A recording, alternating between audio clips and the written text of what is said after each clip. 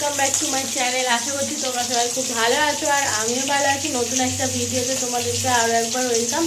আজকের ভিডিওটা আমি এখন বাজে 11টা, তো বেলা 11টা থেকে ভিডিওটা স্টার্ট করছি। ভিডিওটা দেখতে থাকো। আজকে যাবো একটা জায়গায় ঘুরতে, তো এখন তাড়াতাড়ি করে রান্না করে নিচ্ছি। এইদিকে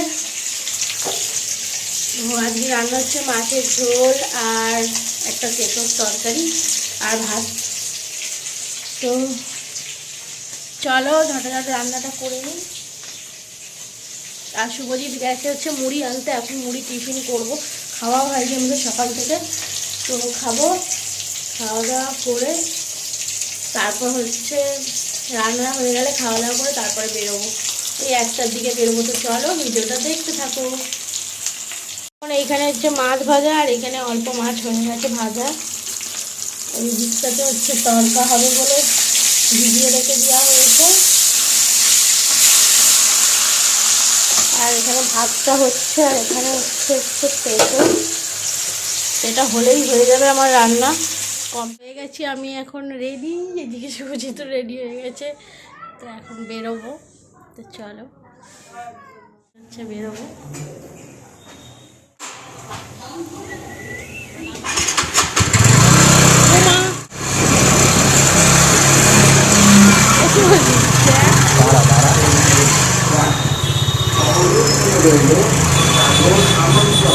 সবাই থাকুন, কিন্তু সকলে সুস্থ থাকুন, ভালো থাকুন, আনন্দ থাকুন।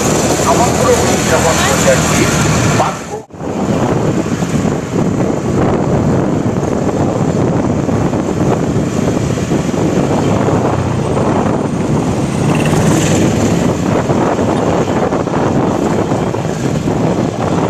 চলে এসেছি ইকো পার্কের 6 নম্বর গেটে।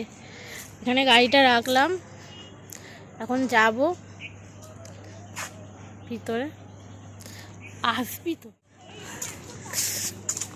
তুই ফোনটা নে।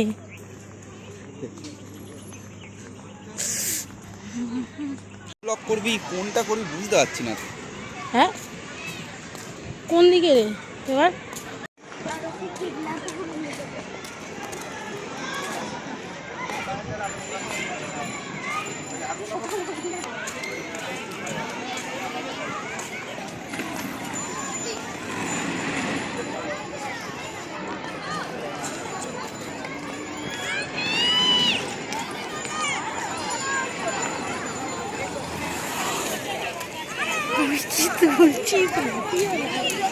কেন চলে গেল ওটা ভিডিও অন করতে করতে।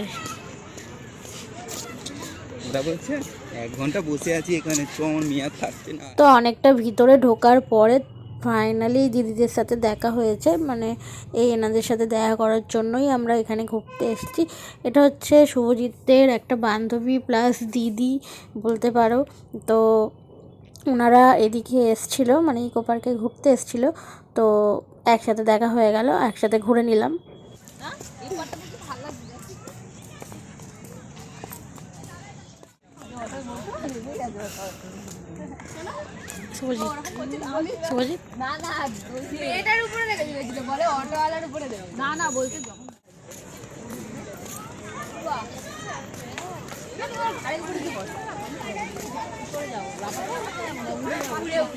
আবার নতুন করে দেখছি 2 বছর পরে। বল শুভজিৎ 2 বছর হয়ে গেছে। তার আগে 4-5 বার এসেছি। তো কথা বলিস কেন?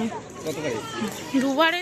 তো ইকো পার্কে আসলে তো আর একটা জায়গায় বসে থাকা যায় না, চারিদিকে ঘুরে ঘুরে দেখতে হয়। অনেক রকম জিনিস আছে, তো দেখতে হয়। সেই আর কি আমরা এসেই ঘোরাঘুরি করছিলাম। আর এই দিকের প্লেসটা কত সুন্দর লাগছে দেখো, মানে আর সূর্যটা এখন ডুবছিল আস্তে আস্তে, তো তার জন্য মানে এত সুন্দর লাগছিল না কি বলবো। তোমাদেরকে চারিদিকটা ঘুরিয়ে ঘুরিয়ে দেখাচ্ছিলাম। আর আজকে বেশি ভয়েস দেবো না, পুরো ভিডিওটা এমনিই দেখো তোমরা। আশা করি তোমাদের ভালো লাগবে। আর আমি বেশি বক বক করলে ভালোভাবে কথা বলতে পারি না, তাই আর কি আজকে কোনো রকম ভয়েস দেবো না। তো অনেকটা ভিড় ছিল, মানে অনেকে এসছিল বলতে এই জায়গাটা সব সময়ই মানে ভিড় ভাট্টা এরকম থাকার। এখানে কি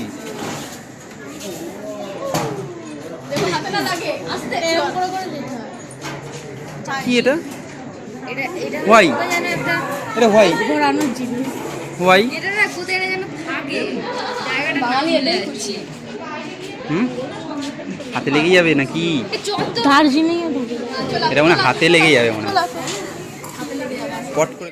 আমি আর শুভজিৎ বাড়ি থেকে বেরিয়েছিলাম ওই 1টা থেকে 1:30টার মতো ওরকম বাজে তখন। তো আমরা গিয়ে পৌঁছেছিলাম 2টো এরকম পৌঁছেছিলাম। তারপর থেকে আমরা মানে অনেক ঘোরাঘুরি করেছি। আর ওই 5টার দিকে বা 4:30টার দিকে দিদিরা সব চলে গেল। আর তারপরে আমরাও বাড়ির দিকে আসছিলাম। আর এখানে অনেক গল্প করতে করতে দুজনে তো এখন হচ্ছে বাড়ির দিকে যাব। আর আমরা হাঁটতে হাঁটতে মানে দিদিরা তো 1 নম্বর না 2 নম্বর গেট দিয়ে ঢুকেছিল। তো আমরা ওই দিকটাতে এসেছিলাম আর ওইদিকে একটা বৌদ্ধদেবের মন্দির ছিল তো ওটাই দেখতে এসেছিলাম। তো ওটা দেখে আবার 6 নম্বর গেটের দিকে যাচ্ছি।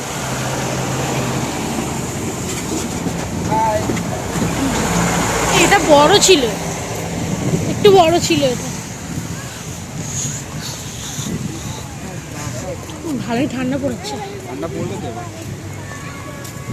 ঠান্ডা পড়তে না পড়তেই আমরা ঘুরে গেলাম। হ্যাঁ আমরা সে মানে একবারে এইখানটা এসেছিলাম ছবি মুভি সেই ফুলের মনে আছে। এই সব জায়গায় আসেনি তারা এলে আরো বলতে যে ফুল ফুল ফুল ঢুকতে দেবে না তো এখানে, কোথায় ঢুকতে দেবে বল? এই যে বাড়ি যাব, ইকো পার্ক থেকে বেরিয়ে পড়েছি। চলো, শুভজিৎ ওখানে গাড়ি আনতে গেছে। এই যে শুভজিৎ, ওই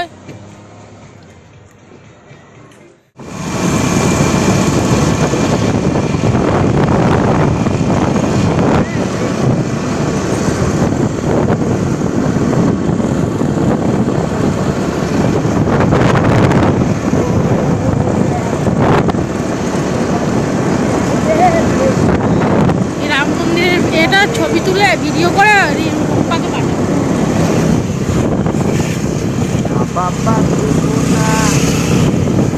6 নম্বর গেটের কাছে আমাদের গাড়ি ছিল, তার জন্য আমরা হেঁটে হেঁটে চলে এসেছিলাম। আর তারপরে আমরা গাড়ি নিয়ে নিয়েছিলাম আর বেরিয়েও পড়েছি। আর আমরা হচ্ছে যাওয়ার সময় অন্য রাস্তা দিয়ে গিয়েছিলাম, মানে মেন রোড দিয়ে। আর যাওয়ার সময় মানে বাড়ি যাওয়ার সময় আমরা অন্য একটা জায়গা দিয়ে যাচ্ছি, এদিক দিয়েও যাওয়া যায় আর কি। আর সামনেই ছিল রাম মন্দির।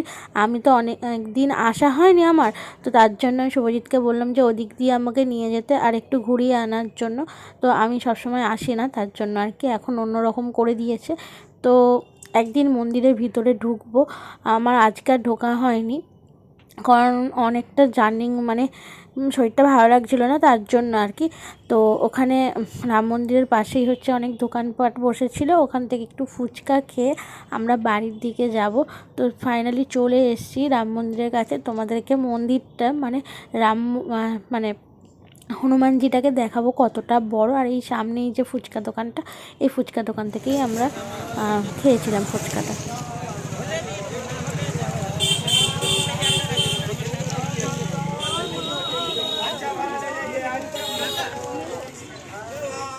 তারপর আর কি বাড়ি চলে আসলাম, এসে রান্না করলাম। সকালের তরকা ভিজিয়েছিলাম সেটাই আর কি রান্না করছিলাম।